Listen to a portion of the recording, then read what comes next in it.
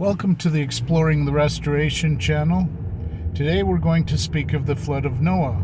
We're going to talk about how it is that Noah launched from America, yet he ended up in the Middle East. We're also going to talk about the fact that it's more likely that the flood was a local phenomenon rather than something that was global. First, let's talk about where it was that Noah launched from. In the Book of Mormon, in the Book of Ether, it says, "After the waters receded from the face of this land, it became a land that was choice above all other lands." It's not speaking of Asia, it's not speaking of Africa, it's speaking of America.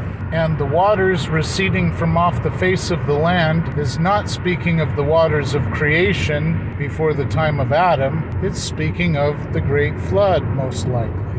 The other piece of information that reinforces this is that reportedly Oliver Huntington, he stated that Joseph Smith made the statement that Noah launched from South Carolina.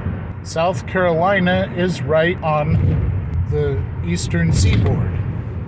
So you can see that it was in America where Noah launched. Another issue that we need to address is continuity. In the Middle East, there are cities like Jericho and some of the cities in the land of Sumer and Babylonia that go all the way back far before the time of Adam, and the archaeological record in these places is continuous. There is no barrier, so to speak, between some layer that would have been laid down by a flood and where people were occupying the same city before and after a flood. There was continuity of occupation.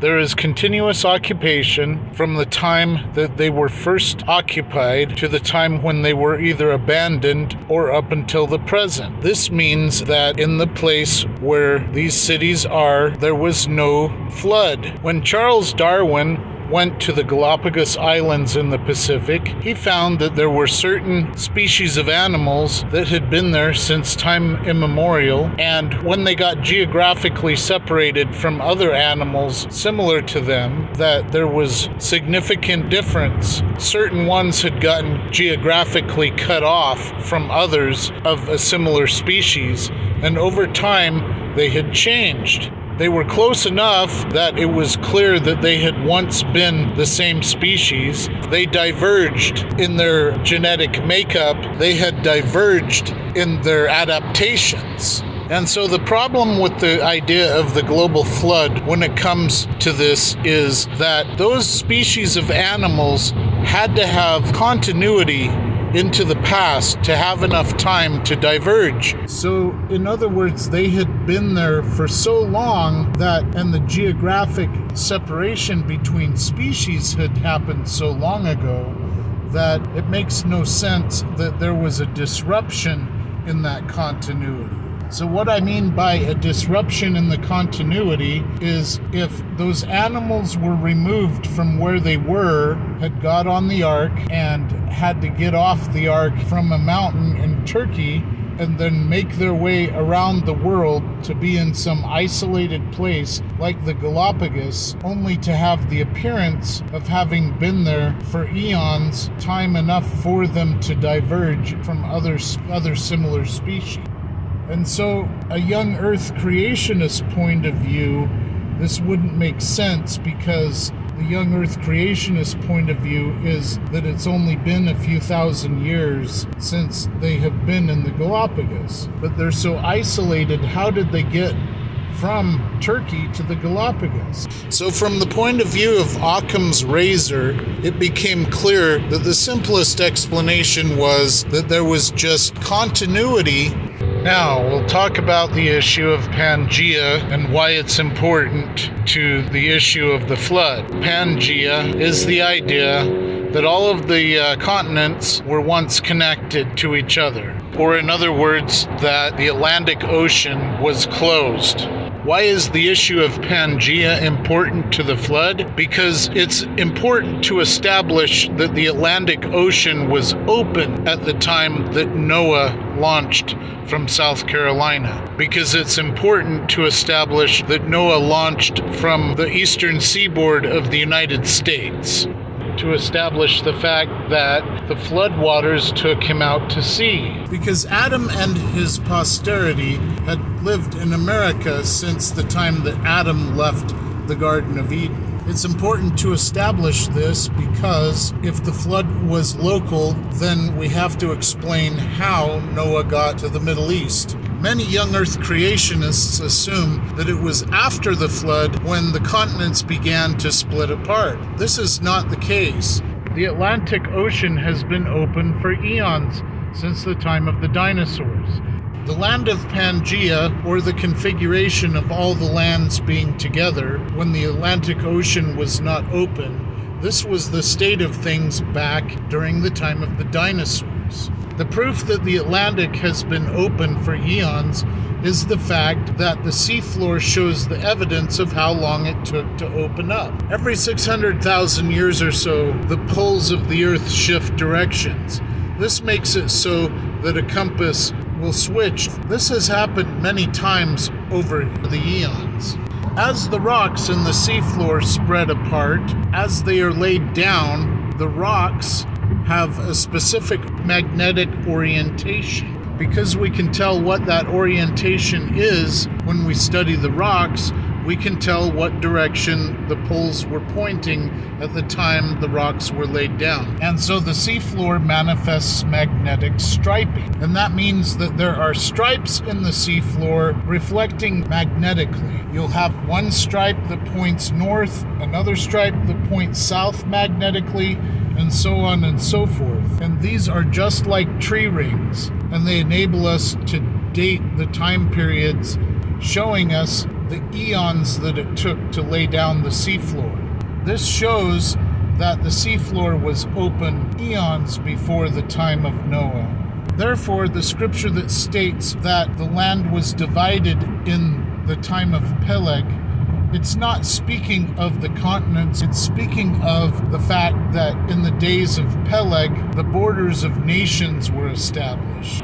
And during his voyage, it appeared to Noah to be all floodwaters. To Noah, there was no distinction between the floodwaters and the sea. It was all just water. From the scriptures, we know that Noah ended up in the Middle East. This is why we know that if Noah launched from America and he ended up in the Middle East, there's no reason that the flood had to be global. In other words, if the flood was local in America, then Noah's voyage could still be global in a sense, because he was simply making a sea voyage after the flood took him out to sea. For some reason, people think that because Noah's voyage was global, that must mean that the flood itself had to be global. This is not the case.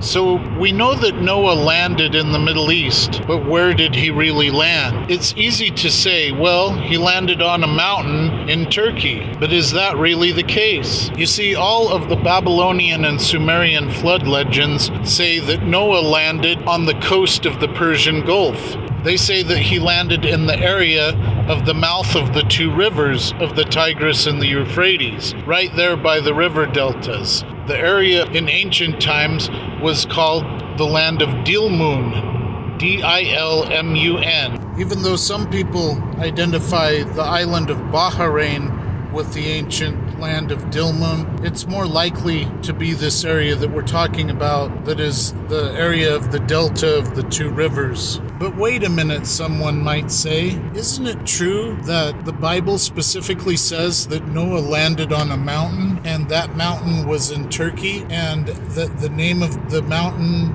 was Ararat? In fact, no. The name Ararat is actually foreign to the country of Turkey. The way the name actually got to Turkey was through what is called place name migration. In fact, the earliest version of the name is called Eridu or Iritu, depending on the language. And the earliest occurrence of the names Eridu or Eridu, are in the very location we're talking about, the delta of the two rivers. And one of the oldest cities in the Middle East, in fact, that is a port city there in the land of Sumer, is named Eridu. This is the earliest occurrence of a variant of the place name. But what about the fact that the Bible mentions a mountain? Well, the word mountain in Hebrew is har, H-A-R. Well, what language would have the original scriptures been written in, the original accounts of the flood? Well, the more ancient accounts of the flood that would have been written down were not likely to have been written in Hebrew. They're more likely to have been written in the language of the area called Sumerian. The word mountain in Hebrew is har, and the cognate for that word in Sumerian is kar. The difference, however, is that in Sumerian this word has two meanings. It can either mean mountain or land.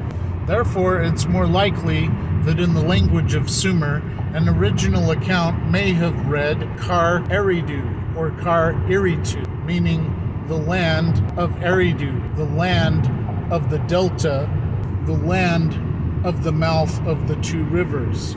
This is why it's more likely that Noah landed in the area of Eridu, in the land of the mouth of the two rivers, not on a mountain. So as you can see, when all the information is taken into account, there's no reason to assume that there was a necessity for a global flood. The facts show that the scriptures can easily be read to support a local flood scenario, while also supporting the idea that Noah had a global sea voyage. Thank you for listening to the Exploring the Restoration channel.